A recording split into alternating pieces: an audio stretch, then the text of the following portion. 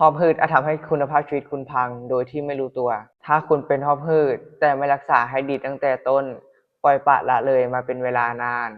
มันจะทำลายคุณภาพชีวิตของคุณไปทีละนิดทีละนิดโดยที่คุณเองก็ไม่รู้ตัวมันเริ่มจากสิ่งเล็กๆที่เรามองข้ามอย่างกลางคืนไอบ่อยนอนหลับไม่สนิทสะดุ้งตื่นเพราะแน่นหน้าอกพอเช้ามาก็รู้สึกอ่อนเพลียไม่มีแรงทั้งวันทำงานก็เหนื่อยง่ายหัวสมองเบลอคิดอะไรไม่ออกบางคนเริ่มหลีกเลี่ยงสิ่งที่ตัวเองเคยทำ ไม่ออกกำลังกายเพราะกลัวหอบไม่กล้าเที่ยวเพราะกลัวอากาศเปลี่ยนกระทันหันบางคนถึงขั้นพกยาติดตัวตลอดเวลาเหมือนอวัยวะของร่างกายเราอีกส่วนหนึ่งและที่น่ากลัวเลยนะครับมันทำให้คุณคิดว่านี่แหละคือปกติเพราะคุณชินกับการเหนื่อยง่ายชินกับการนอนหลับไม่เต็มอิ่มชินกับการใช้ชีวิตแบบต้องระวังว่าอาการจะกำเริบตอนไหนทั้งที่ชีวิตของคุณไม่ควรจะเป็นแบบนั้นเลยนี่จึงเป็นสาเหตุที่ทำให้คุณเป็นหอบหืดคุณภาพชีวิตแย่ลงไม่มีความมั่นใจ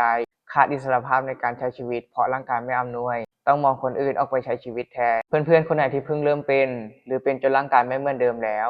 คอมเมนต์มาพูดคุยกันได้นะครับ